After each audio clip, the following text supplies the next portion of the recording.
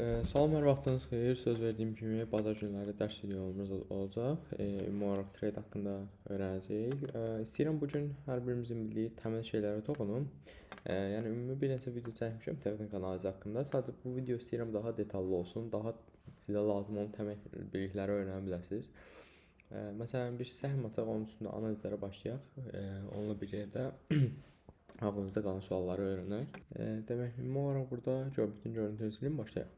Deməli, trading uyğunluqda bir səhifə açdınız, boş bir səhifədir, bir səhm seçdiniz və bunu analiz etmək istəyirsiniz. İlk olaraq nə edirsiniz? Bunu böyüdün, ən yaxşı yol bir günlüyə və ya bir həftəyə qoyun.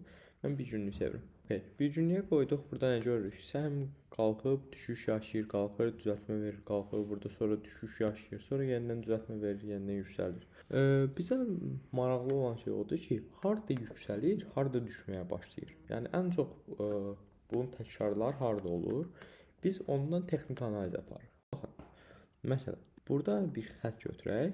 Burada xətt götürsək görə bilərik ki, bu hissədən yüksəlməyə başlayır. Baxın, bu hissəyə dəyib yüksəlməyə başlayır və ya bu hissəni götürə bilərsiniz. 170 bölgəsi. Baxın, bu hissəni görsünüz. Artıq burada dəyib yüksəlməyə başlayır. Burada dəyib yüksəlməyə başlayır. Bunu biraz dərinə geçsək, daha yaxından baxsaq, ümumi olaraq bu hissələr bizim dəstək bölgəmiz olur. Çünki bu hissələri dəydikdən sonra indi xətti özünüz daha dəqiqləşdirə bilərsiniz. Hətta mən məsələ görürəm ki, yeni başlayan biri üçün zaten spot al-satla məşğul olursunuz demək olar bir çoxunuz. Ən yaxşı üsul nədir? Xətti götürəsiniz, biraz tam çəkə bilmək mümkün deyil zaten. Bir bölgə aralığı seçəsiniz. Məsələn, 170 bölgəsi. Bu hissə nə adlanır? Tələb bölgəsi, demand bölgə. Bura ödəndə yaza bilərsiniz, məsələn, demand. Demand bölgəni bildik. Bu hissədə alıcıların tələbi var. Ondan sonra bizə əsasən satıcıların olduğu bölgə maraqlıdır. Satıcılar harda satmaq? Bax, bu hissəni keçməkdə çətinlik çəkir. Bu satıcı olan bölgədir. Burada yaza bilərsiniz, ya satıcı yazın, ya seller yazın, fərqi yox. Bu satıcıların olduğu bölgədir. Artıq təməl olaraq alış nöqtəsini və satış nöqtəsini bildik. Burada ondan sonra bu nöqtə qırıldıqda nə olur? Ona bax. Deməli, satış bölgəsi qırıldıqda, məsələn bu bölgə. Baxın, burada qırılım baş verir. Görürsünüz, qırılımdan sonra yüksəliş gəlir. Çünki artıq burada satıcı qalmayıb. Alıcılar satıcılardan çoxdur, yüksəliş gəlir. Ondan sonra bu bölgə artıq alış bölgəsi. Demək necə oldu? Birinci satış olur. Həmin bölgə satış bölgəsi olur. Baxın, dəyir, düşüş, dəyir, düşüş. Bu bölgə qırıldıqdan sonra artıq bura bir alış bölgəsi olur. Yəni dəstək olur. Bunu başa düşdük. Ondan sonra baxacağımız nöqtə nədir? Bunları sileyim. Ondan sonra ən önəmli şey trendlərdir. Trendlər bizə necə deyim sizə, doğru analiz aparmağı, doğru zamanda çıxmağı və ümumi olaraq bazarın yönünü. Məsələn, burada baxdınız, belə bir trend var hal-hazırda. Bu trend qırılım verib. Bunun da mənasını izah edəcəm. Bu trend nədir? Düşüş trendi. Düşüş trendi nədir? Yüksək high gətirib, dib gətirib. High gətirə bilməyib, bu dibdən reaksiya alıb da belə göstərim sizə hətta. Qələm demək burada. Bax, bu nöqtə high nöqtəsidir. High nöqtəsindən sonra bu düşüşlər bizə bir dib gətirib. Bu dibdən sonra yüksəliş verib, amma yeni bir high gətirə bilmir. Əgər bunun üstünə atsaydı, buralara gəlsəydi bu yüksəliş, onda bu hissə olacaqdı yüksəliş trendi. Yox, gələ bilməyib, daha düşüşdə qalıb, yəni bunun altında qalıbsa bu düşüş trendi deməkdir. Ondan sonra baxın, yeni bir dib gətirib. Baxın, bu birinci dibimiz idi. İkinci dib bunun altındadırsa yeni bir dib demək. Sonra yenidən yüksəliş verib, yenidən high gətirə bilməyib. Bunun üstünə atsa artıq high gətirmiş olacaqdı, trend qırılımı olacaq. Gətirə bilməyib. Sonra yenidən dib verib və hal-hazırda bu trend qırılıb. Əgər bunun üstünə ata bilsə, burada da mən sizə trend göstərim. Baxın, bu hissənin üstünə ata bilsə, 186 bölgəsinin, artıq düşüş trendindən çıxmış sayılırsa. Bunu başa düşdük. Okay. Sonra baxacağımız şey nədir? Bunun 4 saatlıq analiz. Analizi dəqiq eləmək üçün 4 saatlıq, bir günlük və bir həftəlik istifadə edirik.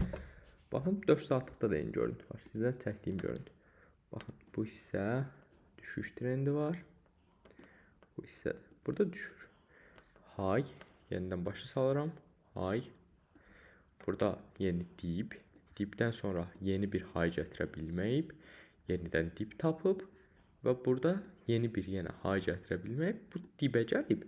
Lakin burada nəyə diqqət edirik? Demək, baxın, bu son dibi görürsünüz burada, demək. Bu son dib nöqtəsi var. Səhm bunun altına düşməyib. Demək, burada nə görürük biz? Trend qırılmağa meyillidir.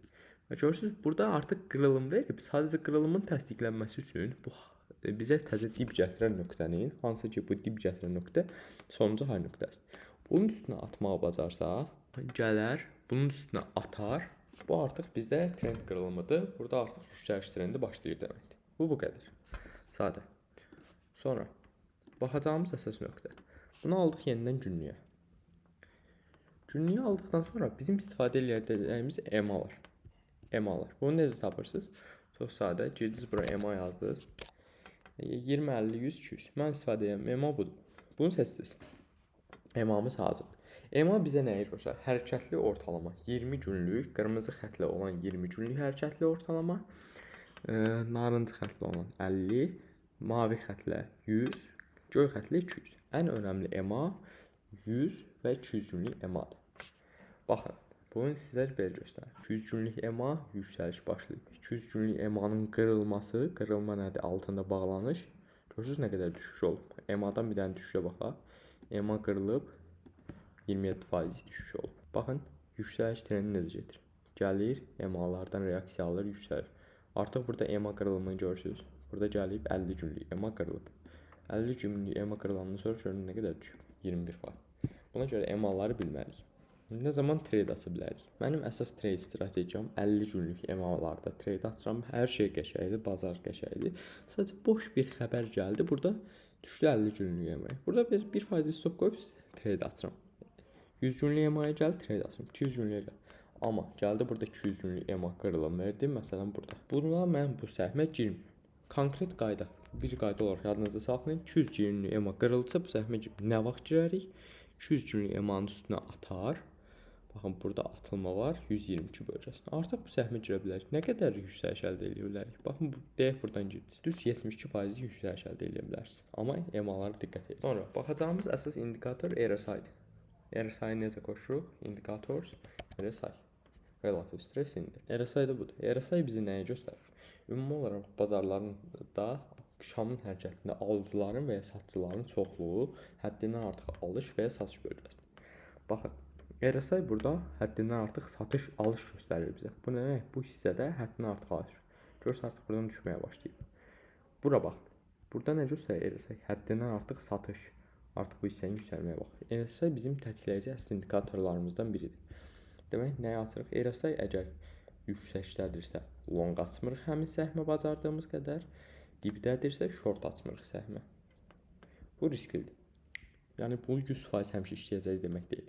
Amma olduqca diqqət edin. Sonra nəyə baxırıq? Burada baxın, EMA-da, burada EMA-nın altındaydı 100 gün EMA. EMA qırılmır. Burada nəyə baxırıq? Şama. Şam həcmli şamdır. Bu həcm özü avtomatik trendingi verir.